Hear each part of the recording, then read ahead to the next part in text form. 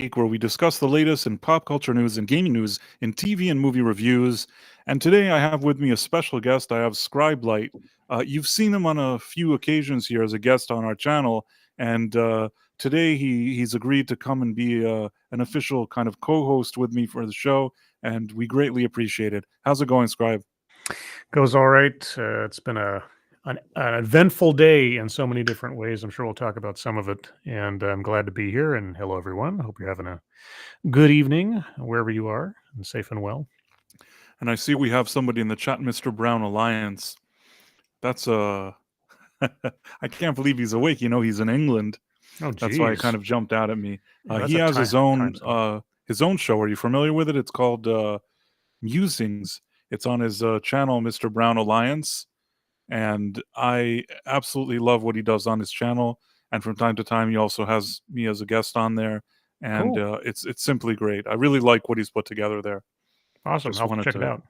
just wanted to throw that out there because it's so rare that he's awake at this hour. Because it must be 4:45 for him. Yeah, something like that. So, yeah, But only be awake if you have to. Get sleep eventually. but that's what happens on the Night Owl. Is people Mhm. wake up at different hours, do different things, and in different time zones. Yeah, your core fan base is insomniacs. Exactly, in different parts of the world. And somebody's saying that it's strange that my mouth is moving. And yes, that's something new that I'm kind of trying out. I don't Yeah, know he if gets it's he good. gets a special effect. The guests, I just got to sit here and be just a flat character. But no, he gets a moving N- mouth. So Now special. I kind of regret it. I wish I could have set it up, but No, you're fine. You're fine. hopefully people are enjoying this new feature. So I, what do you write? This is freaky. Is it freaky? I think it's kind of cool. It's nice, no, it right? works for me. I wish StreamYard had something like this when I do my streams. I would like a little moving mouth or something. I'd have to have an actual like real artist make sure that it fits the avatar. But in your case, it works perfectly fine. I totally think it's cool. Yes. And let's see. So yeah, today it's a lot of stuff going on today. First of all, uh, the story that everybody's talking about, Joker 2. I'm just Oh kidding. There yes. was That no, that's that's that's fir- that's that's first and foremost on everyone's mind. You're absolutely right. right. Even more than some vice presidential debate that just took place. Hmm. Uh, but we have the debate, which I watched, Yes. and on the one hand, the Night Owl isn't an overly political show. We deal a lot of times with pop culture and news, but I think that an event like this debate, it's at least worth, at least touching upon at some point in the show Hmm. tonight, because it just happened. So, I mean, we could even start because it's probably fresh in people's memory. I mean, I just watched it, Me too. and one of the things that really interested me after the ABC debate is that I was hoping that it would be a little less biased, uh, because that ABC debate with Trump and Kamala, Hmm. I didn't think that was very. I didn't think that was very well done, well executed. No, the moderators for the CNN debate were strangely enough, given CNN's reputation elsewise, were probably the most fair and straightforward moderators of the batch. ABC was decidedly the worst. They skewed so far towards Kamala and so far against Trump, and it was patently obvious. Whatever else the candidates themselves said, the moderators were making no bones about which side of the aisle that they were on. And then the CBS guys, for the most part, they were in the middle. They weren't as bad as ABC, but they weren't nearly as good as CNN. And I think the worst element was fact checking Vance and or muting his microphone. Those are the two instances where, yeah, they really didn't do themselves any favors. But thankfully, unlike Trump, Vance never lost his cool despite all of it, and did plow forward even in a couple of instances where he would have otherwise been silenced. So he kind of offset a lot of the maybe mild attempts the moderators had to work against him. Now, beyond even political positions, I just saw the one with Trump. What I didn't like was is that it really felt like the two moderators uh, had their own positions, and they were really going out of their way to keep presenting what he was saying as stuff that needs to be fact checked. Mhm. Whereas she was talking, and they didn't seem to stop her at all. They No, even not at all. they even kept her mic on, so she interfered with him while he talked. There was a lot of stuff that I really, I didn't think that they did well in that debate, and it surprised me that he even agreed to that debate because, regardless of any type of politics, Disney and ABC, that's not the venue that I would necessarily want to hold that type of debate. I What think that. Sorry, go on. No, go ahead, go ahead. I was going to say that if Trump had listened to the type of streams that we do on the regular, I think he would have known that probably Disney is not a good place to have a debate. Well, setting aside his individual debate performance, I think it was nothing but an advantage for him to go and do the debate because A, it, gets his name out there and it gives me the opportunity to talk. And B, going in, he knew he was going to get pilloried by ABC. And honestly, that's an advantage to him because if he looks like he's the enemy of the establishment, if he looks like he's the enemy of the mainstream media, and they're willing to do underhanded things to try to undermine him, that just plays to his base, and that also plays to his obvious argument that, like, look, I'm disrupting the status quo, and they know it, and they're afraid, and that's why they came after me and not Kamala. So there's different ways you can spin that, but I think all in all, it wasn't to his disadvantage to do it at ABC or any other outlet that might have been poised against him. On the one hand, I can understand what you're saying because I suppose the people that were the Trump base that want to vote for him, they didn't Mhm. walk away not wanting to vote for him. But Right. I think that when it comes to more swing voters and maybe people that are hesitant, I think that still there were moments in that debate that Harris, without really bringing much substance to what she was saying, was still able to sort of get under his skin. Oh yeah. And Oh, she and I baited him. She baited him, and he she fell for it at least 2 or 3 times. The one in particular was the, "How many people come to your rallies?" thing. That was just she not yeah, that was bad. basically she sat there saying nothing for a few hours, and at the end there was two things she said. One about the people in the rally, and the other thing Mhm. about how leaders all over the world laugh at him or something like that. I mean, the thing is that uh, he had an easy answer for that. Yes. He could have just said, listen, when I was president, there were no wars.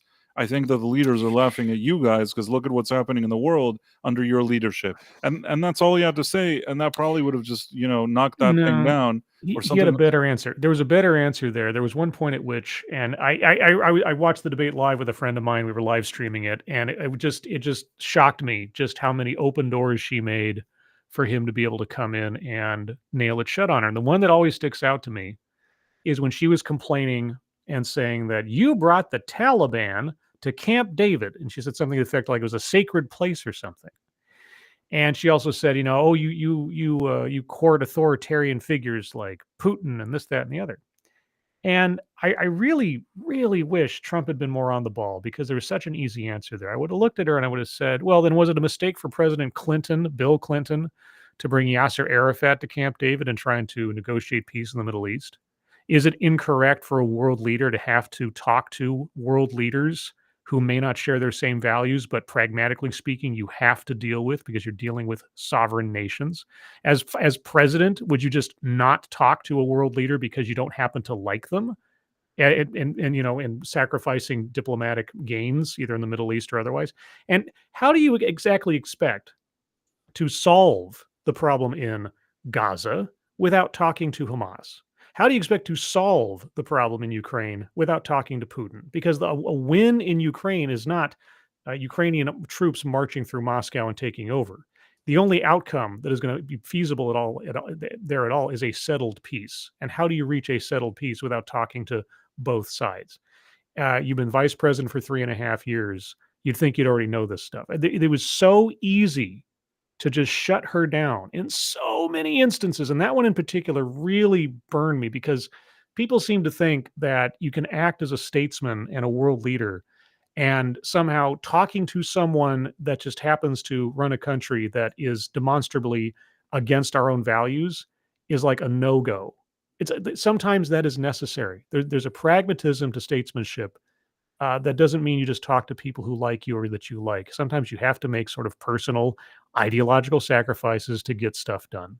It just and so that part really upset me. Not only in the sense of Kamala Harris trying to play herself off like she knew something better than Trump, but also that Trump completely failed on taking advantage of that opening. I agree. But that was that one. That was that debate. And I think Mhm. that uh, based on what I saw today, not that I don't think he would have done okay regardless, but I feel like JD Vance really looked at the previous debate and came a lot, I don't know if to say a lot more prepared, but he already kind of knew what he was going into. Mhm. And I think that the moment for me that really stood out during this debate was actually not his debate with Walls. It was more the part that they tried to do their usual thing that they do, that they're moderators, but they're going to tell them what the facts are with those illegal immigrants. And that part that he's like, no. And he put his foot down and started fact checking them and Yes. explaining to them exactly what the rules are. And once they Mhm. saw that he was already cornering them and they look like two idiots, they cut off his mic. And Yep. yes, they cut it off, but he did get in, he did explain it. And actually, at the point that they cut off his mic, they already look bad. Yeah, no, like I said, JD Vance came to this far more calm and collected, far more prepared, far more nimble on his feet. And yeah, he knew what was coming and he knew how to try to shut it down. So as soon as they started trying to pull something on him, he pushed back. And good on him for that. I mean, if they're going to let Waltz just kind of walk away with so many things and not anything be pushed back on, he's going to put him in their place. And I think after that, they didn't really have anywhere to go, and they knew that if they pushed him again, he wouldn't let him get away with it. Right. No, So he that, yeah, really yeah. So that he helped. Yeah. he made his presence known there. And if on the flip side, because I try to be as objective as I can, I think that considering what I usually see from that Walls guy, which he kind of seems a bit eccentric. I don't really know what word I'm looking for. Mhm.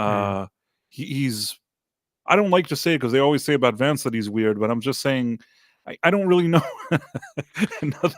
another way to describe Walls. He's kind of strange, but Well, at he the came across as jittery. He came across as nervous. He came across as and sputtering in places. I mean, it really reminded me of, well, maybe not even that. I kept trying to think of other presidential debates or debates where appearance and poise and everything made a difference. And you always go back to the John F. Kennedy, Richard Nixon debate, where on television, everybody said Kennedy won. Anybody who listened to it on the radio said Nixon won because on television, Nixon was all sweaty and looked all uncertain and stuff.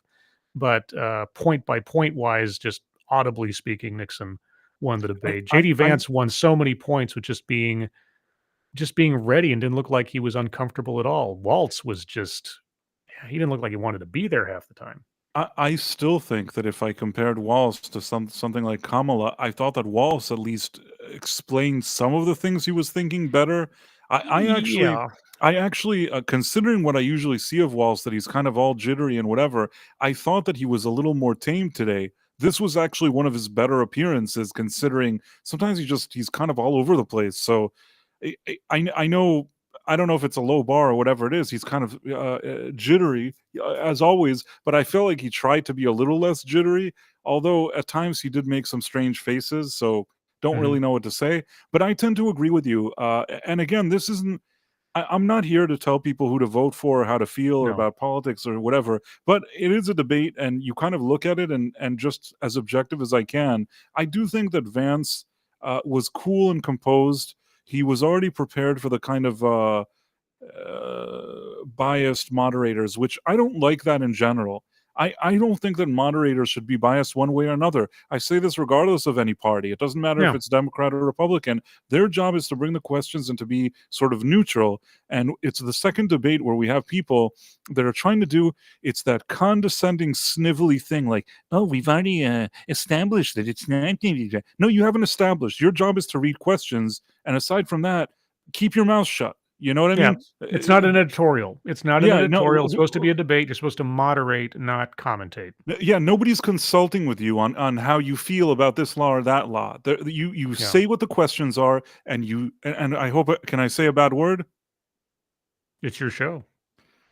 say what the questions are, and then, excuse me, shut the fuck up. Like, nobody wants to hear anything else. Don't No. start going in, I think it's this term. I don't care what you think. That's not your job. Your job was to sit there. You get paid for it. Read the questions. Somebody Yeah. gave you questions. Read them. That's it. Now shut up. Yeah, the fact checking can be done by the, Monday morning quarterbacks and the other people in the department. Let the candidates say what they're going to say and let the balance of the quality of their answers stand on their own merits.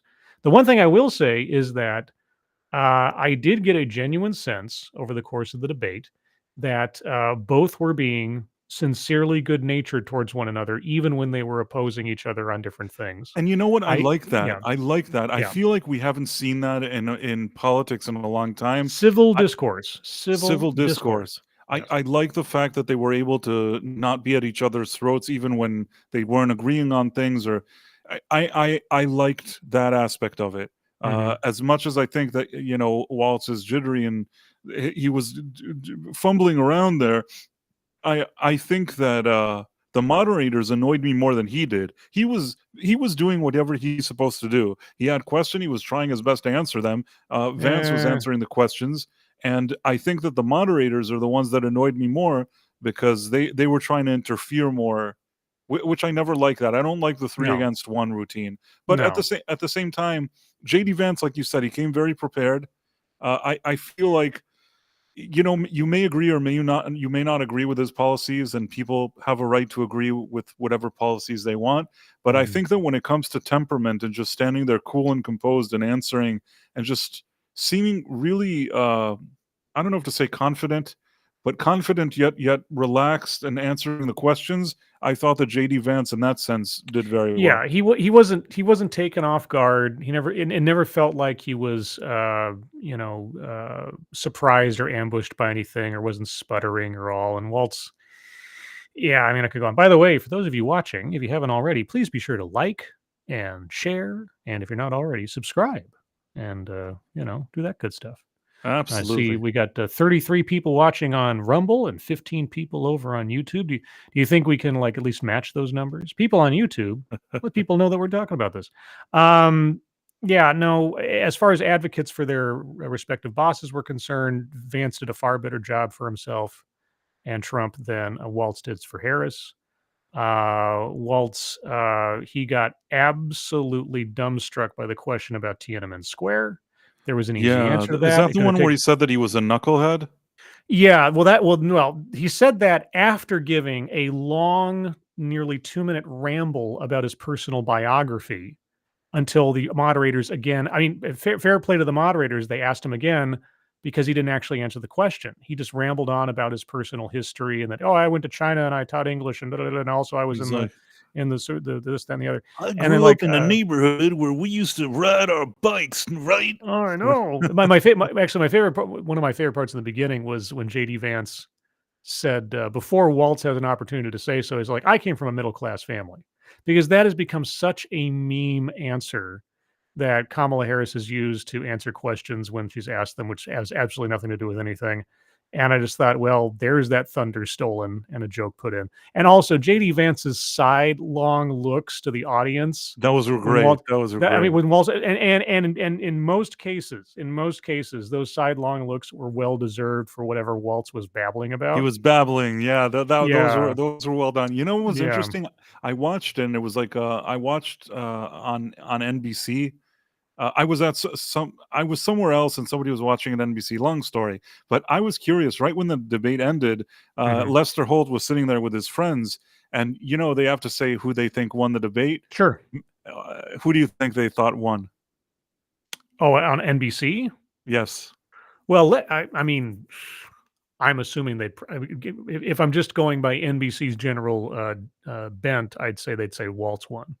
totally. They're like, oh, JD Vance, he really tried to pass off as human. He really wanted to make himself look human, but really Make Wallace was so himself look great. human. Yeah, obviously he's a lizard in disguise.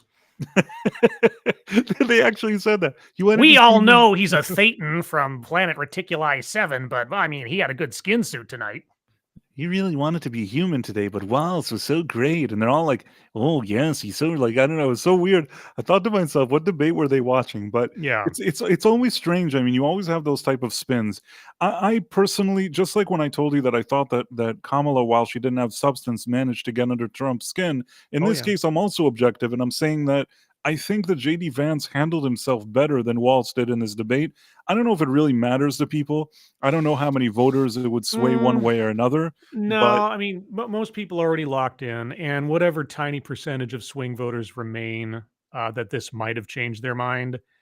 Not to completely dismiss, but at this point, the percentage is probably so small state to state that it's effectively a non-starter. Everybody has pretty much decided who they're going to vote for, and admittedly, I think it's still up in the air. I feel kind of the same way as I did back in 2016. In 2016, I was of the mind of, well, it'll be close, but Clinton will win.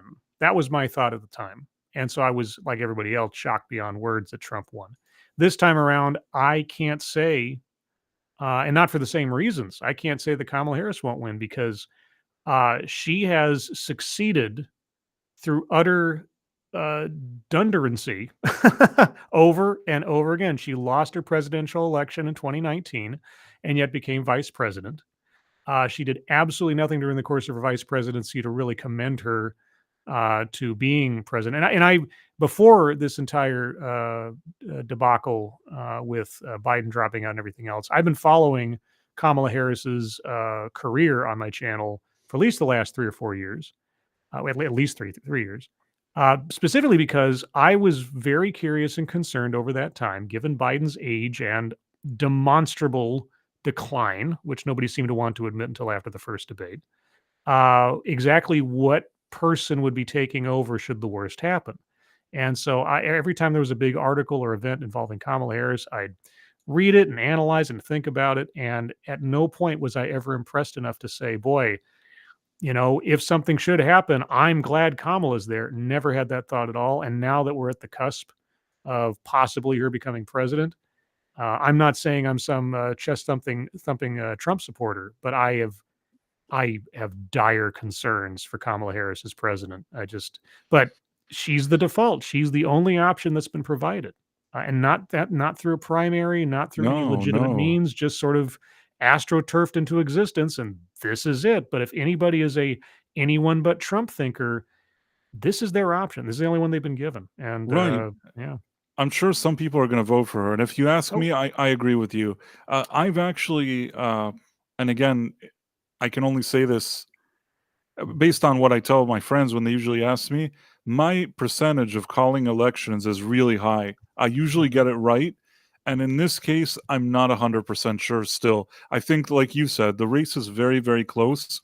yeah. And there's one other thing that I think that there's a factor that we didn't have in the past. In the past, I think that there were people that wanted to vote for, Republican, people that wanted to vote Democrat, and then you have the people in the middle. And usually, when they did those polls, they get a general idea of what they're going to vote for, at least a Mhm. general direction. And a lot of times, the polls, or some of the polls at least, gave some kind of sample of what it could really be in real life. But the thing is that now we've encountered a situation that I don't think we've had, or at least we haven't had in a long time, or maybe we've never had it. That I think that there's people that maybe they'd want to vote Republican, that maybe are independent, or maybe people that don't like certain policies of the more ultra left, because the left has become very kind of, rather than left or moderate left, they're very ultra left. So you maybe have some people, kind of people in the middle or middle of the road people that are leaning more towards Republican, people that may not even like Republicans or may not even like Trump. And if they get asked in all these kind of samples, who are you voting for? It's those people that probably won't say the truth. Well, in this instance, both candidates, even though Trump has been president once before and Kamala hasn't, they are both known quantities effectively because we already know what to expect from Trump as president. There's no mystery there. It's weird to have a presidential candidate who is jumping over a previous administration like this, so you have some idea before you elect him, and have a compare and contrast between his administration and the one that followed. But Kamala is inextricably attached to Biden's administration. And Vance did before the debate. I told the people I was doing the watch party with. I said the best thing Vance can do is to argue with Waltz as though he's Kamala Harris, because Waltz had I guess, the burden of having to carry himself as an extension of Kamala Harris, who is herself an extension of Joe Biden, because Kamala Harris has never had to govern. She's never governed anything, and her career as vice president was practically muted throughout the administration because she performed so poorly out of the gate.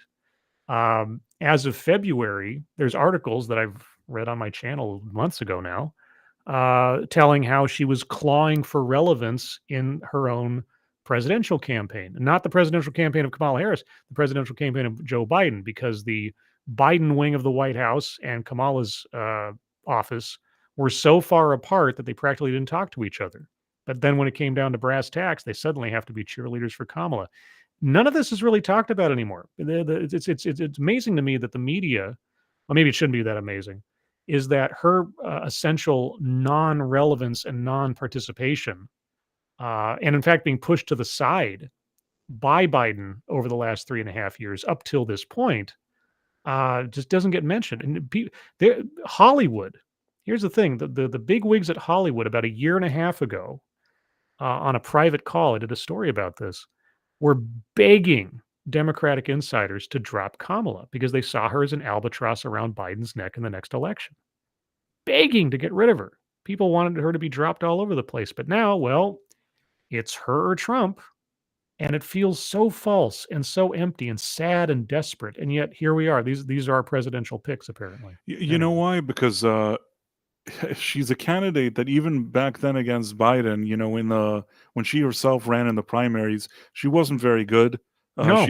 She didn't leave much of an impression. She didn't even win her own state. She couldn't even get her own state to back her in the primaries. It was terrible. I mean, she was seemingly like just a random placeholder, really. I mean, I'm going to say something that may not be so PC, but I think that as an older white gentleman, I think that they probably thought that the optics of having a woman who's more diverse, maybe they told him, listen, take her. She came in last and the everything, like she doesn't win anything. She'll just be here in your shadow. And, it's the optics are good. And that's probably how they brought her on board. I'm not saying that, to be mean or anything like that. I'm just thinking in their perspective why I would think they would choose her, because it's not like she was so successful. I tend to think that they wanted the image or the optics to be a certain way. Well, they didn't want to pick somebody who was going to outshine the boss. They didn't want to pick somebody who had more experience than the boss, and they wanted to pick somebody who, on the campaign trail, showed a reasonable amount of opposition to him to show that he could bring the party together. Plus the added optics fact that, as Biden announced in 2019 and later in 2020, before he picked his VP candidate, that he was going to pick a female VP and preferably a woman of color. So that already gave her two boxes checked. But anyway, right. I don't know how much time you want to spend on this versus Joker or anything else. No, it's okay. I mean, it's fresh, and I think it's okay. I think we should discuss it at least a little more. Okay. And unless you object. No. I just want to make sure I'm not like dragging out a topic that you'd rather move on. No, not at all. I think I think it's a reasonable topic to discuss. So basically, I think that they thought that the optics would look good, and like you said, she wasn't threatening. She was really performed very poorly in those primaries. So I think that she was an ideal candidate. Now, that doesn't mean a person can't take a position like this and then run with it and build like a career and and do something with this position they were given. I just think that anything, if it was the border or whatever they gave her, I don't know that she really took those moments and really shined with them. That's why it's kind of odd that at the end, and this is the part that I never liked myself. On the one hand, everybody knew that Biden was looking very old. He was looking very old when he ran in 2020, and throughout his whole presidency, he seemed exactly like everybody, or at least people that understood what was going on, thought that he seemed like he was not 100% on top of his game. And everybody just swept it under the carpet, and they already said that he was going to be their candidate. And he was even at a debate. And then they're like, well, he didn't do well in the debate. Well, so we're sending her instead, and we'll get rid of him. And that is a double whammy, because on one hand he was already your candidate, so now he's not good, and not to mention that if he's not fit to be the president, then how is he the president now? Yes. Basically, if you're saying he's not fit to the president, then what's he doing? That's one thing. And the other thing is that she wasn't even elected in the primaries. They just said, well, now she's here. So somehow, from a situation that she was like the worst of the primaries initially against him, not a good vice president, not extremely popular with anybody, she suddenly became the candidate, and then just all the media and everybody just rallied around her.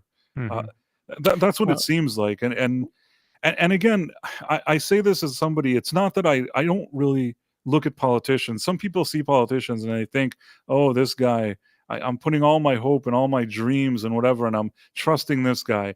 And I don't really know who to trust. To tell you that I trust politicians or put all my faith in them, I don't really know. I don't really put them on pedestals. But still, looking at it from the side and trying to be as objective as possible, I personally think that she ended up being the candidate in a very kind of strange way, where she wasn't really elected for that position. Real quick, you got a super chat over on YouTube from one of my viewers, Keeverdam, who sends over $5 and says, hello, and gives a little waving hand. Oh, okay. How come I can't see it? Let me see. I don't know. I want to look at it.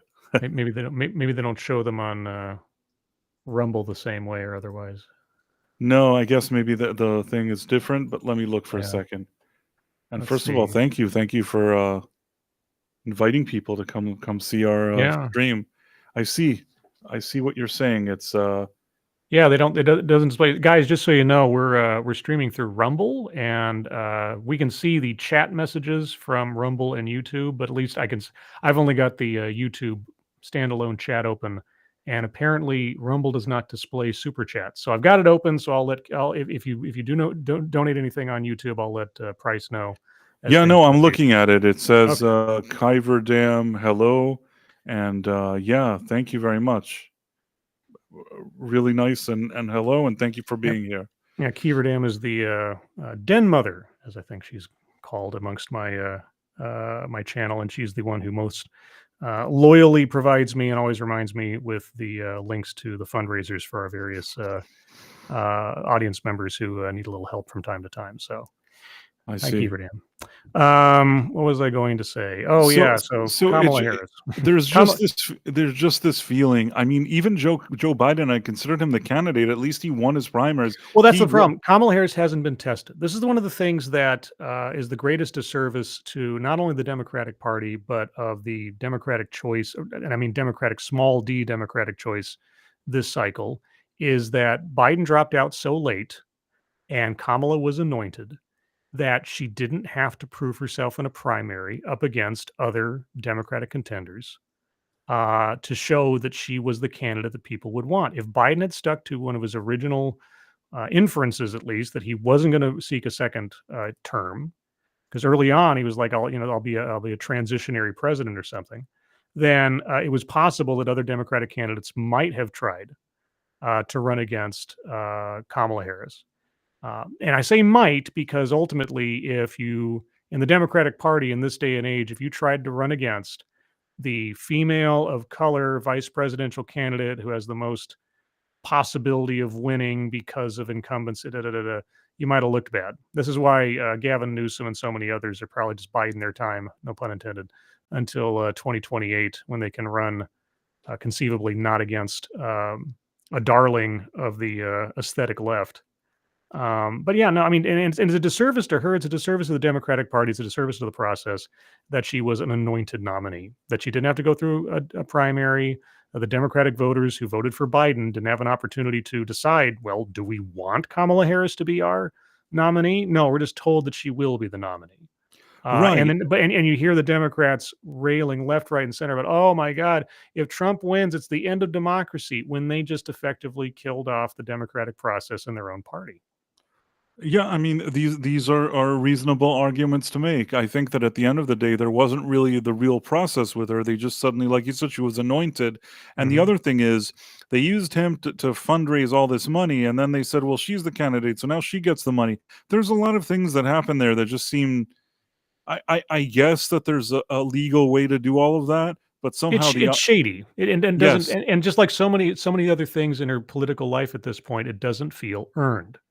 And right. whatever you think about Kamala Harris as an individual, as a candidate, if you have somebody who is consistently winning without having earned it, it's not a good look, and it doesn't bode well for the future because when you have someone, I can't even imagine the kind of psychology this imparts on somebody where they're just consistently told how awesome they are, and no matter how bad or how mediocre that they keep falling straight upwards into the highest office in the land potentially.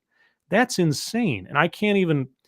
I don't, like I said, for several other reasons I've been looking at for months and years prior to this, but certainly now I can't even imagine what that kind of mindset is going to do in the Oval Office. So that's my major concern, and it has been for quite a while, even before the election started. I didn't honestly think that Trump was going to be able to make it to the nomination again. I at the time I thought that DeSantis not so much, but I thought Nikki Haley had a pretty good shot. But man, she nope. Yeah, I Anyway, mean, against all odds, he somehow bounced back, and there was I don't also, know. they tried with all the trials and the Oh cases yeah. and all that stuff, and somehow he's here. So I'm gonna laugh if he wins again though, because the first time around when he won, man, the laughs and the memes and the freakouts and the meltdowns on the other side of the aisle, even if I'm not particularly political or don't assign myself to a party, could not help but laugh no, my ass off at those. No, so I I'm mean looking those for, memes. if nothing else, I'm looking forward to that. I mean the meme of the that person, that woman crying. It's Screaming, yeah, little right. green That's day like glow jacket girl, yeah, that's still like probably one of the best memes ever. I mean, I don't care what you voted for. That is funny. That is yeah. just a funny meme. I don't know why. I mean, the idea that the second he was elected, like she had a meltdown. I don't know why it's funny. It is Well, funny. but I anybody could know it is. get that invested in it, like their entire personality that they think the world's coming to an end or something. And that's one of the things that just boggles me with some of the arguments they keep making. It's like, oh my gosh, if Donald Trump gets into office, this is going to happen, and this is going to happen, and this is going to happen. Like, well, why didn't it happen the first time? Oh, wait, that's right, because he had a Congress that was against him, and also the separation of powers. And amazingly enough, those same things will be in place if he gets elected again. So, what are you worrying about? And I also love that the thing that I wish. Oh man, I really aside from the whole political leaders talking to thing in that debate between Harris and Trump. The one thing I wish that they would keep hitting back on is like Kamala Harris says something effective like, Donald Trump wants to take you back. We want to take you forward. And I would have said, man, I remember, do you remember back when the economy was good? We weren't at war with everybody. And things were well in people's households. Boy, let's take us back. You're right. I will take you back. I'll take you back to better times. I do not understand why they haven't jumped on that at every turn, but they haven't so far. And Professor R2, Atu. Well, hello there. Is Hello, Mountain View all Atu. right? How's it going? Yeah, I'm doing well. Does everything sound okay? Yeah, Mm-hmm. everything's cool. I'm on Wi-Fi and I'm not on my regular mic, so I hope everything sounds okay. I hope I'm not breaking up frequently. Not that Oh, that's a usual problem that you we sound a don't little have. 2006, but it's okay. It's Oh, fine. okay. Well, It's perfect for our late night conversation. I'm So glad shall that you well, were we? able to make it. yeah, No. yeah. I'll stop in here for a little bit. Cool. Yeah. Professor R2 is on the road, and Mm. Scribe was really nice to step in and help out today. But it's cool that you were also able to hang out with us. And your mic is okay. Yeah, it sounds Okay, like you're good. on the road, but you know what? That's part of the Yeah. charm. Well, I'm just using my AirPods, so it is what it is. Well, Happy to did, see you got someone. You have the perspicacious scribe light to come join you this evening. Ooh, So, you're hitting all my English major nerves. and I love me a good 25-cent word there. Yeah. Mm-hmm. what was I going to ask? We were talking about the debate. Did you happen to watch it? No, I was not able to watch the debate this evening. There was too many other things going on, but I did see all the memes uh, spreading throughout X and some other platforms. So I take it that Waltz did not do particularly well, uh, Yeah. and that Vance tended to stay on message. That's about all I got. Real quick, over in the YouTube chat, Jamalama points out something that is technically true, but not actively true. It says, FYI, it says Scribelight joined October 1st, 2016. It's his 8th YouTube birthday. Well, that's true. I created my channel on October 1st, but I call my official anniversary the first video I uploaded, which was on October 11th. And so in 10 days, I'm going to be having my 8th anniversary little celebration on my channel, and hopefully have a whole bunch of visiting friends and fun things to do on that day. So, but I appreciate the well wishes. Yes, I 8 years on YouTube, one way or another, and what an 8 years it's been. Well, congratulations. Is today the exact day of the 8 years? Yeah, oh yeah. I created the channel on October 1st, 2016. I uploaded my first video on the 11th because I was still trying to figure out. I think I was spending that time learning video editing software and getting a microphone and doing all that stuff before my first video was uploaded. By the way, Professor R2, did you notice anything about my avatar? Yes, it's moving. Right. You weren't Yeah, expecting that, were you? you're chatting a little bit. Yeah, so Yeah. I've changed my little level meter down to the bottom of the screen here, so it's a little more visible. I've realized that on a lot of streams, I kind of integrated it into my avatar, and it wasn't working all that well. You couldn't see it in a lot of situations, so I moved my level meter down to the bottom there. I don't know. I thought it was So, kind of cool. yeah. I actually I thought I didn't know how you even made it colorful. It was actually cool. Well, maybe I'll go back to it. I don't know. We're just trying this out. But yeah, I saw No, your of course. I saw Whatever your you're doing, mouth moving there a bit. It's whatever interesting. you're doing now is good too. But Yeah. yeah, so the debate basically, I think that JD Vance did better than Walls. But what I was saying is I still think that Walls at least mm, seemed probably better than Kamala to me. I know Yes, that's a weird thing to say, but he at least was sort of, I don't know. I feel like he was better than her. in several instances he was far more coherent.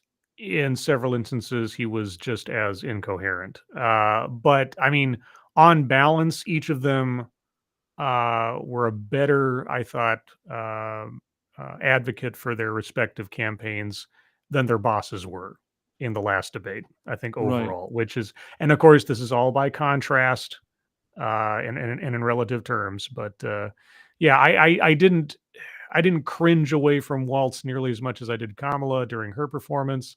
Although Waltz had some decidedly major fumbles along the way. But Yeah, he yeah. had some very awkward moments there. I thought that JD Vance was pretty composed, but Hmm.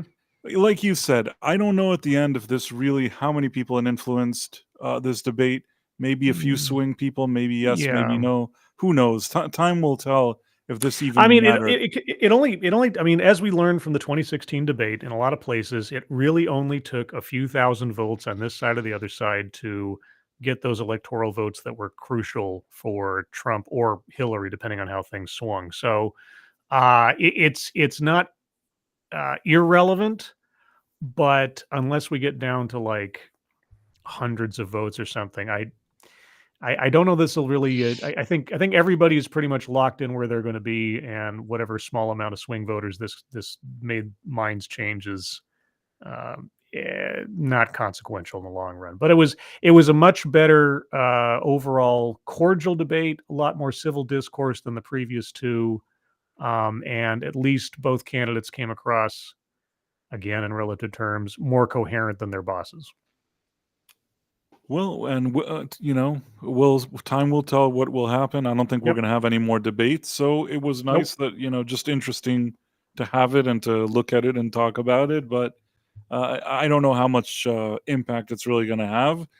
And I guess on that note, we can maybe shift to our next topic, which is that I have seen Joker 2.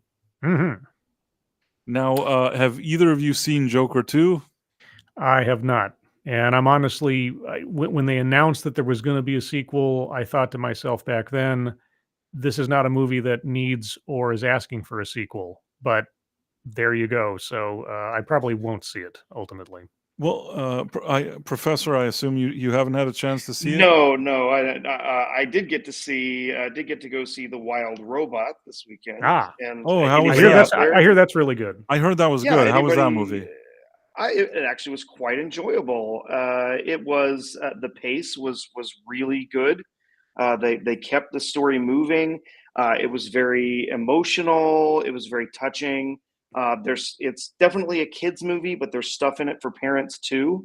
Maybe even a little sympathy for the devil. Maybe the kids can maybe start to feel how difficult being a parent can be in different situations. But I thought it was a really touching movie. I thought it was well told. It was very fun. The animation was fantastic.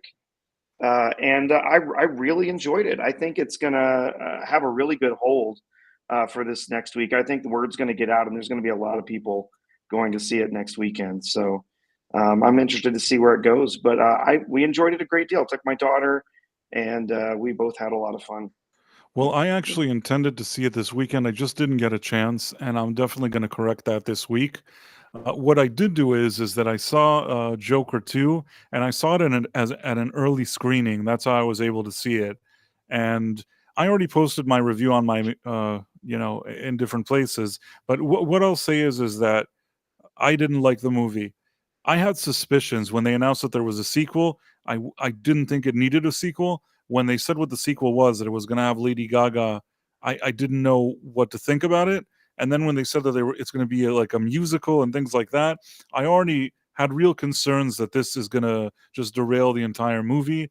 And I ended up watching it, and I thought to myself, maybe they have a certain vision and you don't understand it. They have something really cool that they want to do, and within the context of the movie, it's really gonna work. And I watched the movie. It doesn't work. It's a bad idea. I don't think there was any reason to make it a musical. And for me, if one movie is not a musical, then the sequel shouldn't suddenly be a musical. Do you get what I'm saying? Yeah, I saw Yeah. your review, and switching genres like that so drastically, taking something that in the as far as I understand it, most of like the musical dancing such numbers in the original were mostly improv, and then to take those and integrate those as like part of the sequel, as though now we're going to shift over to a musical. I I didn't understand that at all. I mean, I knew it was high concept. I knew they wanted to sort of like draw a contrast between the first one and the second one, but I just thought it was a bizarre a bizarre idea. And the thing is that in my review, I also explained that basically it feels like they had a third of a script written, maybe a first act, and instead of then writing a second and third act, they said, we'll take the first act, we're going to shove a bunch of songs in it and a bunch of dumb crap, and that'll be our movie. And that's what it looks like. It just, at the end of the day, when you walk out and you think, okay, what's the story here? The story is lame. It's whatever you saw in the commercials. Basically, he's in jail. He meets her. He's, falls in love with her. He's on trial. A lot of this movie, he's just, on trial. And then at the end, the trial comes to a conclusion and a few things happen. But basically, it is really, really light on events. And the worst part for me is that not only is the story flimsy and not much is going on, he's sitting there in the court or in his cell or whatever. He's imagining that, I guess it's like sort of like a surreal dream that he and her are singing and dancing and whatever. It's like, what is this? It doesn't help me in any way. If maybe you did a movie that had a real plot and a real story and you wanted one segment, have you ever watched the movie The Big Lebowski? Yes. There's the scene where he's at a bowling alley, where it's a dream.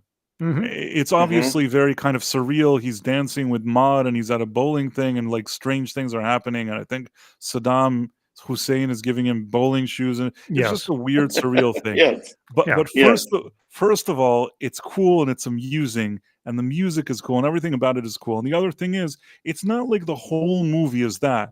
There's one moment of the movie where it takes the time to do something surreal like that because it's sort of him dreaming, and I think it's fine. Had Joker gone for something like that where there's a dream, maybe she's singing in it or he's doing something like that, and within that dream, the context of that dream would make sense, I would have said, okay, maybe we can let this slide. But once just something happens and then he starts thinking of songs and more songs and more songs, it's like, what is this? I need to, if there's a plot, tell me what the plot is, and if there isn't, then don't make this movie. Yeah, the Big Lebowski sequence, I mean, at least everything that happened in that dream sequence was abstract or otherwise a nod towards something happening in the plot of the story. So the Saddam Hussein had previously been mentioned in the movie. He appears in his dream. Maud as this Valkyrie strong woman thing, she's there in the dream. The guy's chasing him with the scissors to cut off his Johnson. They're in the dream. All these things are callbacks to things that had happened in the movie. It doesn't move the plot forward at all. It doesn't add anything to it. It kind of summarizes. It's almost like an intermission kind of thing. But yeah, it's a one-off. It's an entertaining little thing. It goes along with the quirkiness of the film, but it's not dwelt on, and it's just a fun little interesting aside. If you're going to do, yeah, I at the end of the first movie, I thought they shouldn't do anything else with this. They should do a series of one-off character studies, sidewise things with different characters in the comic books. What could they possibly do with this character next that they haven't already done here? They cannot top this. There's nowhere to go unless you're going to show him evolve into the actual supervillain that fights Batman, because that's what people want to see at that point. You've shown us the origin story. Now the only place to go is he becomes the Joker. And I didn't see how they were going to do that, especially with Lady Gaga, Harley Quinn. I like, really? What? Yeah, it's a little. I mean, she was never my favorite casting, but because his Joker is a bit quirky, I was willing to give it a chance in the sense that she could try to be an actress. She's not the worst actress. It's just, and I say this also in my review that I posted, the fact that she sings and she's in the movie doesn't mean she has to sing in the movie. It's not you don't change the movie just to accommodate for her presence or whatever it is. Although I suspect that they wanted her for the music. That's probably why they wanted her there to begin with. There's plenty of stories coming out after the fact that they were rewriting this thing on the fly. That this was almost like a Marvel movie where they'd be going. I mean, there's stories now printed about how they'd end up going back to like Joaquin Phoenix's trailer or something and rewriting whole pages before shooting because he didn't like something or whatever else, and it was just an absolute shit show behind the scenes. So what you got sounds like it wasn't what the original idea was, or it was just messed around with on the fly, which is just bizarre to me because I was under the impression that there was for the first movie, there was some kind of sort of creative synergy between Joaquin Phoenix and the director, whose name suddenly escapes me for some reason. Todd Phillips. Yeah, Todd Phillips. Mm-hmm. And now in the second one, apparently he was some kind of insane diva or whatever. So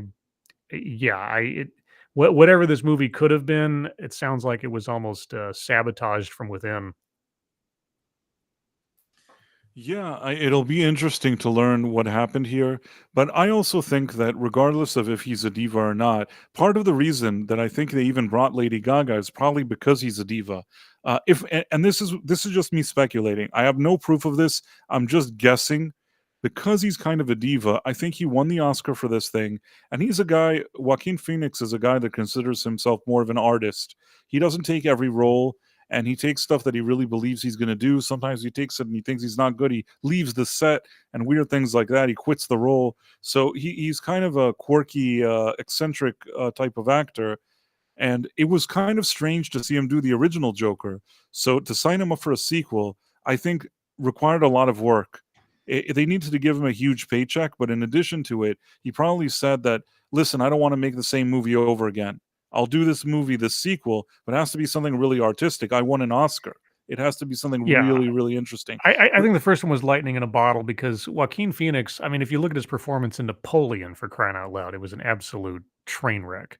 So he wasn't well cast for that. That wasn't well, good casting. well, he wasn't well cast for it, and I mean, the other thing too is that I always imagine that whenever I see a bad performance from an actor, I always think to myself, well, the director has a lot to do with this. How well did the director direct? How much did they require of this person? I mean, even if they're a diva on the set, you have to be able to put your foot down. And that's why I thought, okay, Napoleon sucked. His performance sucked. It's half him, half casting, half directing, or thirds thereof. In this instance, like I said, I think the first one would just happen to be everything. The stars kind of aligned for that first one, and then if you try to recreate that when everything was just so kind of fell into place, I I don't know how, like you said in your review, that you take this sort of taxi driver, king of comedy kind of combo deal. You're really focusing on that genre, that theme, that kind of setting, and then you want to carry it over into a show tune. What? It's just like it's such a bad idea from the start. If that It's was the idea, odd. I really wonder. Since apparently the movie evolved, quote unquote, over the course of its production, I really wonder, was it ever meant to be a musical? Was it just assumed it would be because Lady Gaga was cast as Harley Quinn? Did that stuff I get added later? I said in my video, and this is my speculation. I'm still going to go with the speculation. Being sort of a diva, this is my opinion. Him being a diva, I think that they tried to do a little carrot and the stick to wow him. So they said, listen, we did that first movie. You won an Oscar. Now we're doing something completely different. And I think Joaquin Phoenix, he likes music. He was in Walk the Line. He sang. And I think that he's very much into music. So I have a feeling that they probably told him, listen, for this second one, we're going to bring Lady Gaga. There'll also be some music there, which you really like. And maybe that was the final piece of the puzzle to really get him excited and to sign the deal. The only problem is, I don't know what was promised to him, what they said they would do. But once she was there and they were making that movie, I think that that's where the problem started, because he maybe had certain expectations, and maybe they had to go back and forth and keep revising the script, like you said. And of course, we're speculating. And at the end, we got this mess of a movie, which sort of wants to be a musical, but isn't really. But it doesn't really have a very elaborate screenplay to begin with. I would be amazed if Phoenix did not have some say over the casting of Lady Gaga. I don't think that I would be amazed if that was just dropped on him without his No, informed I think consent. I think that they tried to wow him. Maybe he said that he wanted her. Maybe he saw Bradley Cooper do this movie, and everybody's like, "Oh, look, he's doing music. He's great." I feel like Joaquin Phoenix always wants to present himself as a musician, Mm. so I feel like this interested him. I know I don't have evidence. I don't have any kind of documentation to prove it, but that's my take on it. That whether it was his idea or their idea, at the end of the day, her being involved and there being music is likely what sealed the deal with him. And the only thing is that it all sounded maybe interesting on paper, but then when this Todd Phillips tried to actually do it, it turned out that he was in over his head.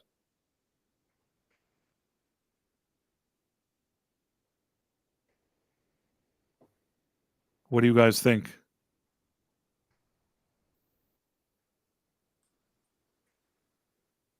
Are you guys there? Yeah, I'm here. Oh, Oh. Professor's muted.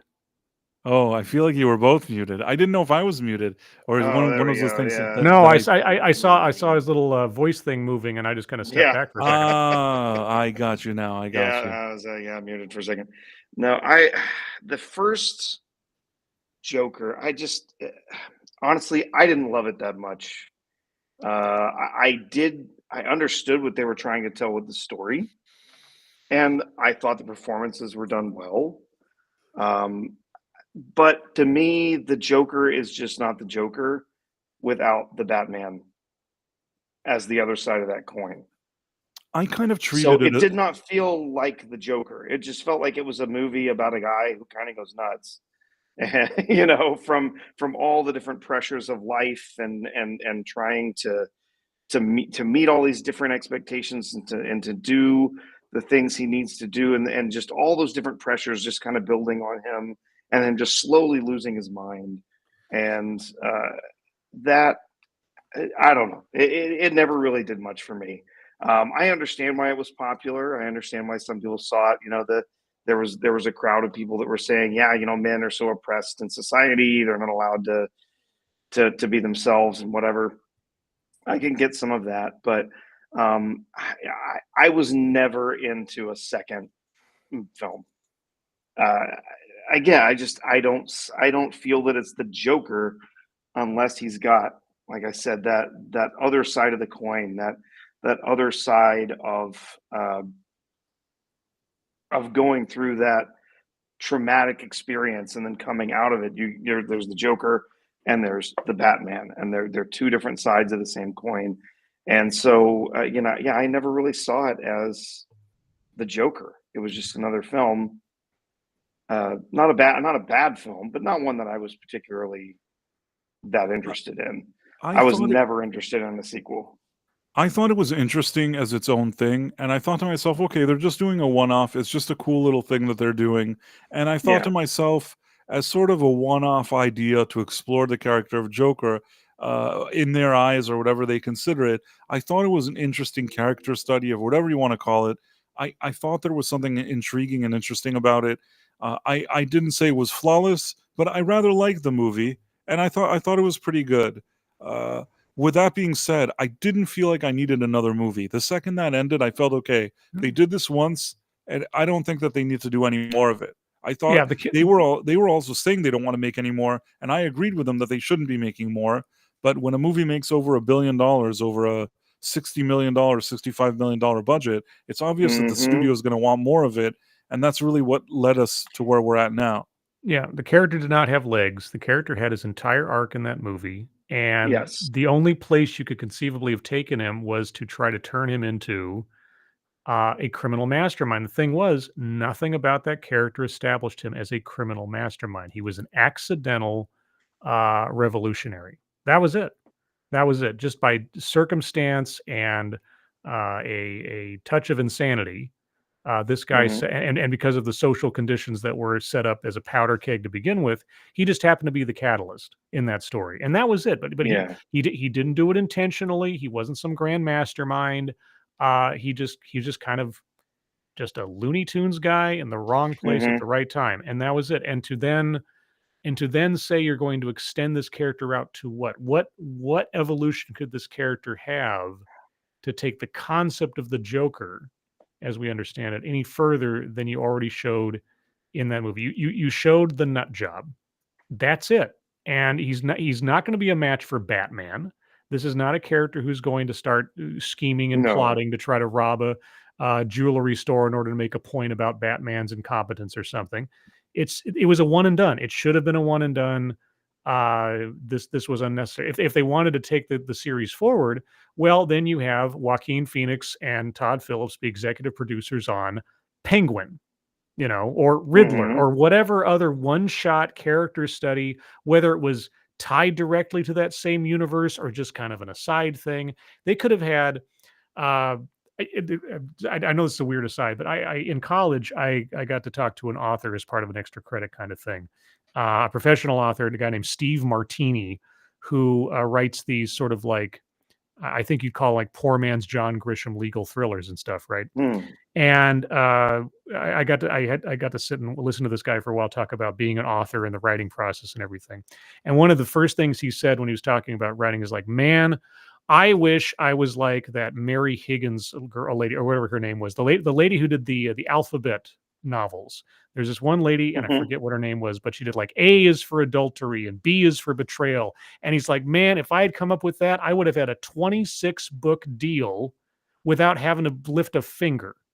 And he was so bitter about it. And I was thinking about that as I was considering, because I knew we were going to be talking about this tonight. I thought, if Todd Phillips had cornered the market on one-off, one-shot Batman villain films instead of trying to do Joker 1, 2, 3, etc., he would have a job for years in doing character studies on these individual characters. And Joaquin Phoenix could have been there as executive producer all the way.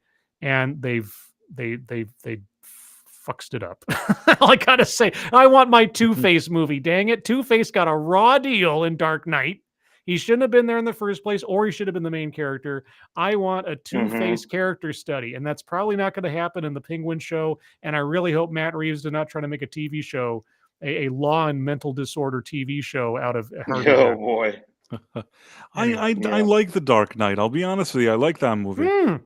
No, I love The Dark Knight. I love The Dark Knight. Two-Face got a raw deal this is the thing. They always think that they have to add on the number of supervillains to the number of films there are, right? Like, so Batman was Batman and the Joker. Batman Returns, well, you got Batman, Catwoman, and Joker, and Penguin. Yes, I agree. The one efficient thing they did with Batman Returns is they combined the love interest with one of the villains to save some real estate. But then in every one, you have to have the love interest, and you have 3 villains. The same thing happened with the Amazing Spider-Man. And Batman Forever, where they had Jim Carrey as the Riddler, and they had Tommy Lee Jones as Two-Face. That was really bad. Yep. Too many villains. I mean, go ahead. Yeah. Oh, just don't forget Batman the movie, where they just had all the villains, just all of them. Oh yeah, from the 1960s. Oh well, at least at that point, at least that was kind of an Avengers level movie where they'd already all established these characters. The thing is with the Batman franchise in particular, and the Spider-Man franchise, is that okay? You spend the first movie, you have to give Spider-Man's origin story and Green Goblin's origin story, and then he's established. And by the second movie, you don't have to spend that much time or spend that much cinematic real estate on explaining who Spider-Man is. People know who he is. He's established. You can spend more time on introducing your new villain, who, in the case of Spider-Man 2, was just Dr. Octopus. Everybody else had been pre-established, and that was fine. That was a great balanced movie, new villain, same hero. There you go. But then you get to Spider-Man 3, and you got Sandman, and you have Venom, and you've got New Goblin, and you've got all this garbage going on. Just stick to one bad guy and one superhero. That's how the comic books work. Just stick to that and stop trying to go too far. Anyway, this is a long ago complaint I've had. No, they make that mistake time and time again. And yes, sometimes you don't need so many villains. You don't, and you get less of a good villain by trying to dilute the waters. And this is why Dark Knight should have been either all Joker or all Two-Face, not both. And Two-Face is one of my favorite Batman characters ever, villains, and he has been done dirty every cinematic opportunity he's had the opportunity. He's shown up in. It's really sad. Two-Face could carry an entire movie as a villain, and it is just an absolute shame that Tommy Lee Jones, and Aaron Eckhart. Like I said, if Aaron Eckhart had been the main character for a the whole Batman, the Bane movie, Batman Rising, or what the hell it was called, that should have been Two-Face's movie. They should have established Harvey Dent in The Dark Knight, and then Two-Face should have come out in the third movie. That would have been great, but no, they can't. They speed runned it. Two-Face has rarely been done well in media outside of comics. No, you have to establish him in one movie as Harvey Dent. You really have to establish that character and his personality, so that by the time that he has his break, by the time that he has his downfall, it means something. Because Harvey Dent is a character of de-evolution. And just like with Eddie Brock is one of those characters for like Spider-Man. You have to establish that character on his own terms before you have a movie with Venom. You have to show that character. You have to show the symbiote as a separate character. This is why the Venom series, I'm glad that this new movie is going to be the last one, because that entire series made no sense to me absent Spider-Man and Peter Parker. You can't have Venom and Eddie Brock without first having Peter Parker and Spider-Man as their individual opponents. They're going to bring us I could go on. Craven the Hunter now. oh Lord. You got another super chat over in YouTube. Yeah. Price? I got another one. Oh, yep. You have a super chat over on YouTube. Oh, of course. Who else would you be talking to? I don't know. Who? The Dead Man for $4.99. Scribe, there's an animated Batman versus Two-Face with Adam West. That's pretty good.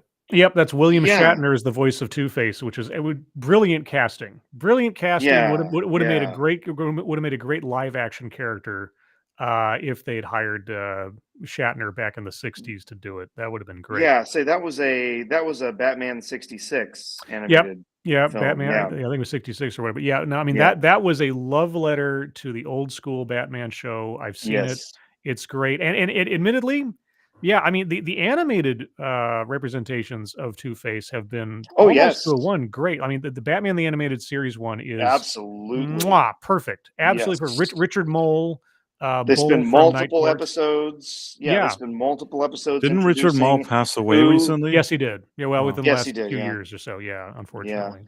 But yeah, they spend multiple episodes introducing the character of Yeah, he was Harvey a Dent. two-parter. Yeah, he was a two-parter. And then you learn, his descent into the madness and everything, and then continually through the series, you see Batman interacting with them when he does, Yeah. referring to him as Harvey, trying to reach out to his humanity. Yeah, and connect because with him. they established Bruce and Harvey as friends Yeah. before the accident, and that so Batman is sort of like Peter Parker with Norman Osborn after a fashion. Like he knows Norman Mhm. Osborn ultimately is a good man, but now he's got this side, and so he's struggling between Bruce Wayne the friend and Batman the adversary, and it's a great setup. And yeah, so like I say, not to belay it too much, but yeah, Two-Face really has to have his due. He's due for his due as far as I'm concerned, cinematically speaking.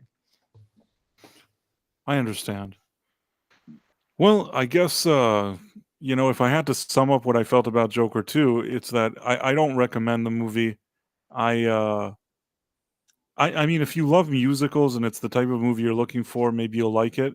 But I think that if you enjoyed the first movie, there's no urgency to go see this second movie. No, It was nothing about it. Nothing about it said I need to see this. Like the no. first movie was perfectly fine the way it was. I had a feeling that it would be the exact thing that it is with all of its issues, but I kept telling myself, maybe this guy knows what he's doing. Maybe you don't know what you're doing. Maybe this guy knows what he's doing. This Todd Phillips guy, he's on top of your game. You should give this a chance, and I really did. But it ended up coming out as I suspected it would, which, in my opinion, is just not good. But that's my opinion. Since we have Professor here, for kind of our final official story that we wanted to discuss, people have been talking a bit today about how Ubisoft, after delaying Assassin's Creed Shadows, that they're going to be revising perhaps the character of Yasuke. Have you heard anything about that? There are so many rumors. It's really hard to tell exactly what's happening there. If you had to speculate, what would you think? I think that perhaps some of what the YouTuber Endymion, if you follow him and what he's been saying, he does have some sources in the industry, some people that he's talked to, and I trust that he's being honest about what he's heard from them, specifically some that he thinks that are directly inside Ubisoft. And it sounds like there's possibly two things that are happening. One, I do not think that they're planning to completely remove Yasuke from the game. No. That would take way more time than is possible, and they would get so burned by people on a particular side of the argument who would just tear them down over removing a black character from the game. So I don't think that's happening. And the rumor is that he's heavily integrated into the first act of the game, and so I don't think they can remove him. Although the rumor is that a lot of people have been hanging on to that the initial design for the game did not have Yasuke as the main character, that it was in fact a Japanese man who was the main character. And then after some of the events of 2020, specifically Black Lives Matter and the incident that sort of set off all the riots and everything at the beginning of that with George Floyd, that inspired them to include instead a black character and use Yasuke as their central protagonist for the game. So no, I don't think they're going to be able to make some, as some people have claimed, radical changes to the game. Some of the rumors are also that this pushing it back till February may in fact just be a ploy to get through their most, their next shareholder meeting, the next shareholder call that they have to get through, and try and hold things together. And then there will actually have to be another push of the game back as they make some more adjustments and changes to it. I'm not really sure what to believe. I think maybe they are panicked. Well, yeah, for sure. I think that Yeah. everybody, I think, can agree that there must be Yeah. panic there. And that they okay. panicked enough that they're willing to make some changes to the game. You know, they're having challenges from shareholders coming forward and saying, what has happened? We've lost billions of dollars in value in this company. What is going on? And a lot of them are, at least it seems, smart enough to start pointing their fingers at the forced insertion of various different DEI initiatives and stuff into their products as being a big chunk of why they're coming up short with Star Wars Outlaws and then this game with Assassin's Creed Shadows. Yeah, I mean, it's a double whammy between the performance of Star Wars Outlaws and now the miserable pre-orders so far for Shadows. Dreadful. We talked about some Midnight's Edge the other day a little bit, and first and foremost, 3 months is not. This game has been in development for something like 6 or 7 years. 3 months well, to try to 3 months to try to like plug the holes or whatever, it means nothing. They can't do much else but do some. If they only take 3 months, they can do some cursory revisions, and that's about it. Certainly, yeah. They're probably going to push it back even further. Come like end of December, middle of January or something. They're probably going to say, it's going to have to be pushed out to summer of 2025 or something. And whatever changes they make, they can't remove the main character at this point without a complete retool of the narrative, of game mechanics, of animations, of cinematics, of voice acting. It'd just be insane to remove him. Change or try to diminish his role in some way or soften it for content, maybe, but this is a major debacle, and they can't write it off like Batgirl as a tax write-off or something. There's too much invested into it. There's too much press about it. If they abandon it now, it would basically destroy the company.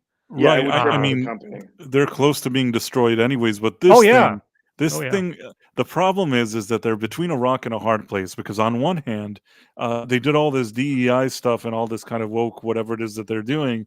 But on the other hand, it's not working for the investors and the shareholders, and along with Star Wars Outlaws and other things, they're in real trouble. So if they backpedal on the DEI, people will claim that they're ists and phobes, which they don't want that title. But at the same time, they want the gamers that actually want the game to be good. They want their business. So they're sort of in a tight spot because they don't want to seem like they're quote unquote not diverse and inclusive, even though we all know that this is BS diversity and inclusion. It's not real diversity and inclusion, but they want to give the vibe that that's what they are. But at the same time, they want the money from the gamers. It's quite a spectacle to see, actually. Yeah, catch-22, right? You're damned if you do, you're damned if you don't. It doesn't really matter. If they were to try and make too drastic a change to this, then yeah, they're going to get a huge backlash. And I think regardless of any kind of adjustments they might make, this game is already doomed. Gamers have already made up their mind as to what they're interested in and what they're not.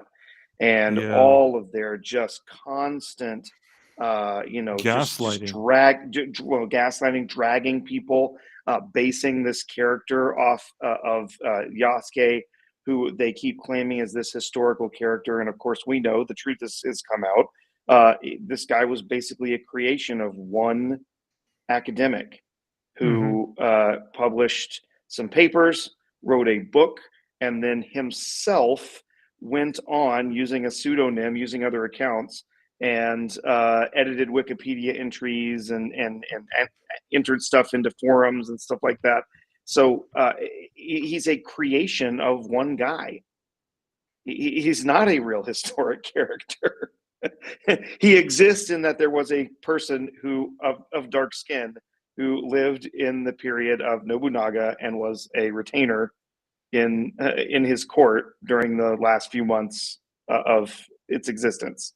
Right, that's it. That's it. And so I think they've made their bed, and regardless of whatever they decide to do over the next few months, I think they're just going to have to sleep in it, and what happens happens. And the likelihood is Ubisoft is going to be up for sale by the end of next year. Oh, sure. Yeah, somebody's going to snap them up. The what was I going to say? I completely lost my train of thought. How dare you? It'll come back to me in a moment. Nope, it's gone. Never mind. Oh, sorry. No, I remember now. The only thing that might salvage this, the only thing, is if everybody from the top down at Ubisoft does a giant mea culpa to the fan base and says, "We've heard you. We got it wrong on the setting. We got it wrong on the tempo. We're going to go back and we're going to make it right as best as we can. And we'll hope that the character of Yasuke will be more evenly integrated into the story and he'll make more sense as a character in this world, not as a historical I mean, just that is the they'd have to pull whatever it was that I think was it Square Enix or whoever did when they remade one of the Final Fantasy games. They stood before everybody and said we screwed it up, and then they went back and remade the whole thing, and then everybody kind of really liked it. The same thing with like the character design for Sonic and Sonic the Hedgehog. If you just say, just raise the white flag and say, you know what, we'd rather eat crow than eat out of a dumpster. All right, so let's just take the time, spend the extra money. Because I think it was like Gabe Newell from Steam. It's like, late you can get over. A bad game's always going to be a bad game. Exactly. Yeah. Well, I want to actually say that we always see this, and it's not only with video games, where a studio could do this. Lucasfilm had several opportunities to say, listen, we messed up. Never did it. Same with Marvel, the MCU. They also don't admit that they messed up. They don't like admitting stuff. And I feel like this is another one of those situations where, the easy thing, the only time I saw somebody that did something like that was maybe Sonic, when they said, you know what, we apologize for the design. We're going to go back to the drawing board. Give us a chance to make this better. And then they came back and they had something better. Most of the time, you don't see a studio that admits to anything, whether it's gaming or movies. Right. Very true. Because they don't want to put their jobs at risk. They don't want to put their future career prospects at risk. And what happened? And what happened to the guys that did Sonic? It worked out in their favor, like that they admitted it. Oh, same thing with No Man's Sky. I mean, if there's one test case for it's like listen to what people are saying and just continue working to make the game better. No Man's Sky, people love that game now. It was an absolute embarrassment and disaster. Everybody thought, oh my gosh, it's the worst thing ever. But they were like, you know what? You're right. We didn't deliver what we said we would. Let's keep working to earn back your trust. And I don't know what to tell you. It's like, so either you have to stand by your principles or look like a fool. And Ubisoft, given Outlaw's performance, given how deeply integrated this particular character, this non-historical character has been put into their game, I don't think there's a lot of ways out, but they could at least try to mitigate some of the damage by fessing up instead of like certainly fessing up and not coming out against the fans and not making public statements like, oh, we didn't create this with any kind of agenda. Give me a freaking break, man. Black Samurai? Come on. Afro Samurai was a great cartoon. It is not something you put into a game that's supposed to be quasi-historically accurate. Yeah.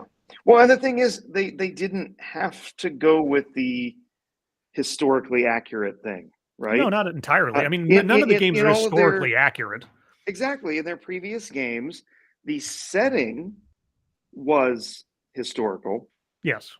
But the actual characters were not. Right. They did not have to say, this was a real African-American samurai, and if you don't accept that, you're a bigot. Well, yeah, but right? all the characters were appropriate for that setting, even if them and their Yes. circumstances were fictional. This Yes. one is demonstrably not appropriate for the setting, historically or otherwise, and is provably a complete fiction in and of itself. So you can't even suspend your disbelief to think that you're participating in something that could have happened in that setting, because it just doesn't. You've got a gay black samurai and a gay female ninja. It just that they just completely did not register that Japanese people might be upset. Yeah, about having their history and their culture completely like bamboozled by Western modern woke bullshit. Yeah. Pardon my French. Yeah. Anyway. It's kind of absurd. I hate to be the wet blanket here, but I do need to get to bed. Unfortunately, I'm getting a little past my nighttime. Oh, that's prime fine. Professor, you got another 5 minutes? Sure, we can wrap up. Well, I can stick for 5 if you're going to wrap up anyway. Yeah, we were going to wrap up with the next 5 minutes. We're going to do like a 90-minute session today, because a lot of people I would have said something on the side. As far as I can tell, there's no private chat for. Yeah, it's okay. It's fine. Yeah, so I apologize for that. We did it the old-fashioned way. It's totally cool. So I guess, we have 5 minutes left. I'm trying to think if there's anything that we've missed. That's anything you guys want to bring up that you can think of. Well, I suppose we could talk about the Middle East war. Oh, yikes! Oh, I mean, that's a 5-minute conversation. I'm kidding. Yeah, we'll resolve all of that, all those conflicts. Yeah, we can 5 figure minutes. all of that out. Yeah, Did you get to see Megaflopolis yet? I did see Megaflopolis. I did see it, and I actually wanted to do a review on it, but then I got the Joker ticket last minute, and then I went to see it, and somehow I actually was working on the Megalopolis, and now I'm wondering if I should even ever release that. If I should finish it and release it. I think you should. Sure. But on that note, I'll just say that it's a movie with issues. It's a movie with issues, but there's something about the movie that intrigued me. The easy thing is to say, "Oh, look, like it's all weird and bizarre and strange and surreal and whatever it is." But as opposed to, let's say, me complaining about the Joker, he didn't take somebody else's property. He wanted to do his own movie the way he wanted to do it. And I feel like even though it's weird and surreal and a lot of strange things happen in it, and you could sit there and criticize a lot of things, I think that he did what he wanted to do.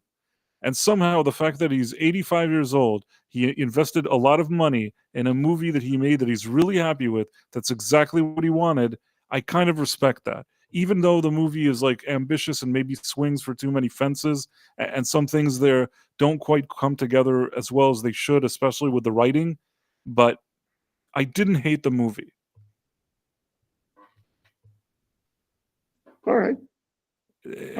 I think I'm probably going to be in the unpopular minority here. I think most people will look at it and be like, "Oh, this is terrible." I saw like even a guy, I don't want to mention his name, like that. I respect his criticism usually. He's like, "Oh, this is just like Madam Web," and you know what? Hey. And you know what? I disagree. I don't think it's like Madam Web. First of all, Madam Web wasn't an original story that they created and then made a movie of. This is a guy that had a story that he wanted to tell, and he wanted to do it his way. I think that there are certain things that are happening there that are unconventional, but I think that that's exactly how he wanted them to be. So you may like that and you may not like that, but I don't feel like it was a movie made by like a Madam Web director. I would hope not. That's my personal opinion. Yeah. It's not a movie for everybody. I think some people will look at this movie and either get annoyed. Also, when it comes to the writing and the screenplay, and that's the weak point as far as I'm concerned, I could tell that he had a lot of different ideas that he wanted to tell a certain story, but unfortunately, the story isn't presented, especially the storytelling, isn't presented in a way that's strong enough, but there are ideas there that I liked. So, I don't know. I didn't hate the movie, and I appreciate the effort, if for whatever it's worth. All right. And the ambition. Yeah, I think you should. Yeah, I think you should definitely do your review. Yeah. Okay, great. And now I guess before we go, let's just see if there's some people we needed to say bye to. Josh Hammond, Mr. Brown Alliance, a good friend of the channel. Empress NM, Murakstra, Jamalama, 1T72. Kivo 1961. Empress NM, I think I said. Moroxtra. Jamalem, I said. Eraserhead. Phantom Monk. Shumani Tatanko Wachi. The Dad Abides. If I forgot somebody, let me know. Let's see. From my channel, I've seen Moroxtra. Urkele DeStefano. I saw Josh Hammond up there. I saw Noah Alexander. I did it again. Alexander. What the hell? Noah Keeverdam. Noah Alexander Asensio. Caleb Levine. Let me see. I'm scrolling. The Dead Man. I see this Ericole DeStefano, Willem03, and Joshua Calkins. Hopefully I didn't miss anybody. If I did, I apologize. I usually what was it? Jonathan Convoy? There was somebody like that. Empress New Mexico. Phantom Outsider. So yeah, I think we went over all of them. If there's somebody here that I didn't call, I apologize. Stephen Mack. Say say Stephen my name. Mack, yeah. Stephen Mack. Say my name. And then there's Noah Alexander Asensio. Say my name. Eraserhead, I think. Robnut Skubla, Eraserhead. A lot of people keep popping up. Yep. Really grateful for everybody that stopped by here. It's always great chatting, and I want to thank both Scribelight, who kind of last minute stepped in here, and thank you for joining our show today, and also to Professor R2, who's on the road but still made an effort to be with us here today. Thank you guys. Really cool of you. I love hanging out with you guys, and hope to do it again soon. Sure thing. Have a good night, everybody. Good night, everybody. Yes. Take care.